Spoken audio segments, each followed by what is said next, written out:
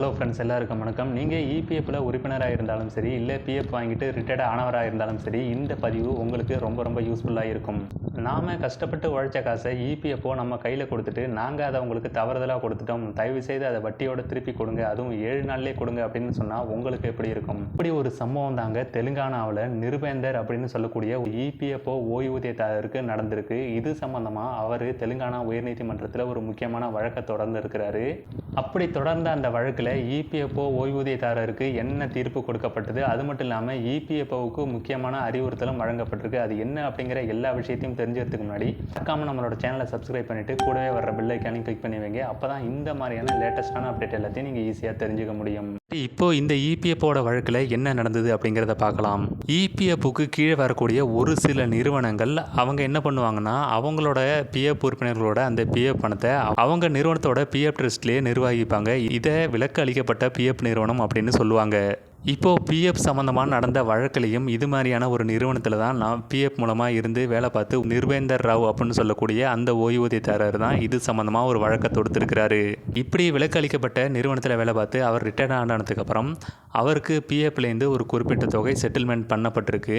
அப்போது அந்த நிறுவனம் எப்படி இருக்குன்னு பார்த்தீங்கன்னா, அதாவது விலக்கு அளிக்கப்பட்ட நிறுவனம், அதாவது அவங்க ஊழியர்களோட பிஎஃப் தொகையை அவங்க சொந்த ட்ரஸ்ட் மூலமாகவே நடத்துவாங்க. இப்படி நடத்துனதுனால அந்த தொகையை அந்த ஓய்வூதியதாரருக்கு அவரோட கையிலேயே கொடுத்து செட்டில்மெண்ட் பண்ணிட்டாங்க.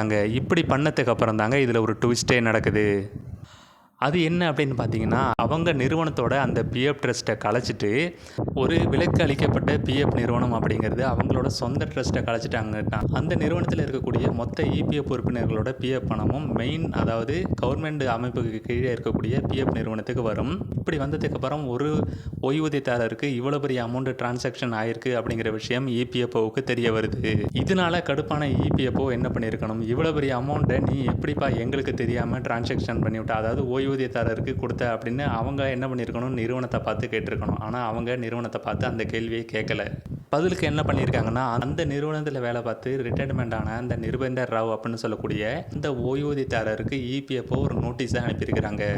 அந்த நோட்டீஸில் என்ன விஷயம் இருந்ததுன்னா, அதாவது உங்களோட நிறுவனம் உங்களுக்கு இபிஎஃப்ஓட விதிமுறையை மீறி இந்த செட்டில்மெண்ட் தொகையை கொடுத்துட்டாங்க. அந்த செட்டில்மெண்ட் தொகையை நீங்கள் 12% வட்டியோட 7 நாளைக்குள்ளே திருப்பி கொடுங்க அப்படிங்கிற மாதிரி அந்த நோட்டீஸில் அனுப்பியிருக்கிறாங்க. இதனால மன உளைச்சலுக்கான அந்த பிஎஃப் ஓய்வூதியதாரர் பக்கத்தில் இருக்கக்கூடிய தெலுங்கானா உயர்நீதிமன்றத்தில் இது சம்பந்தமாக ஒரு வழக்கை தொடுத்திருக்கிறாரு. இந்த முக்கியமான வழக்கில் தெலுங்கானா உயர்நீதிமன்றம் ஒரு அதிரடியான தீர்ப்பை வழங்கியிருக்கிறாங்க. அது மட்டும் இல்லாமல் இபிஎஃப்ஓ தலையில் நறுக்குன்னு ஒரு குட்டை வச்சிருக்கிறாங்க அப்படின்னே சொல்லலாம்.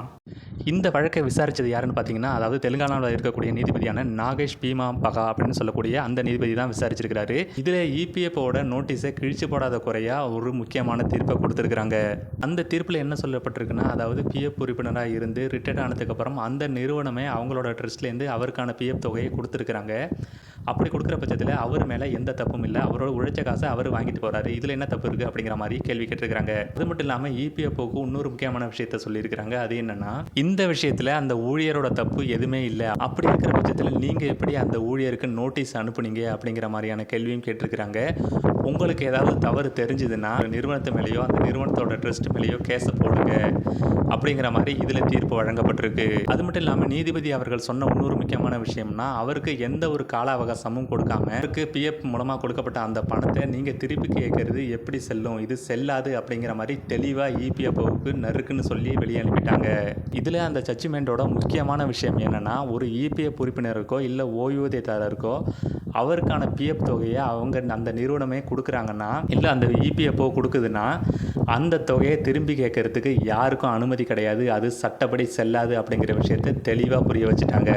இபிஎஃப் ஊழியர் சம்பந்தமாக தெலுங்கானா உயர்நீதிமன்றத்தில் வந்திருக்கிற இந்த தீர்ப்பு அப்படிங்கிறது இபிஎஃப் உறுப்பினர்களுக்கு எல்லாருமே ஒரு பெரிய வெற்றிப்படி அப்படின்னே சொல்லலாம். அதாவது நிறுவனத்தோட தவறுனாலேயோ இல்லை இபிஎஃப் தவறுனாலேயோ உங்களுக்கு கிடைக்கக்கூடிய பிஎஃப் தொகையில் ஏதாவது தவறு ஏற்பட்டதுன்னா நீங்கள் இந்த வழக்கை உதாரணம் காட்டி உங்களோட பிஎஃப் பணத்தையும் நீங்கள் காப்பாற்றிக்க முடியும், எந்த ஒரு பிரச்சனையும் இல்லாமல்.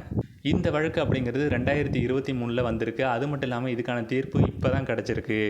இபிஎஃப்ஓட செட்டில்மெண்ட் தொகை சம்மந்தமாக நடந்த இந்த வழக்கில் நிர்பேந்தர் ராவுக்கு கிடைச்ச தீர்ப்பை பற்றின உங்களோட கருத்துக்கள் என்ன அப்படிங்கிறத மறக்காமல் கமெண்ட்டில் சொல்லிவிட்டு, இந்த வீடியோ யூஸ்ஃபுல்லாக இருந்ததுன்னா மறக்காமல் வீடியோவை உங்களோட நண்பர்களுக்கும் ஷேர் பண்ணி விடுங்க.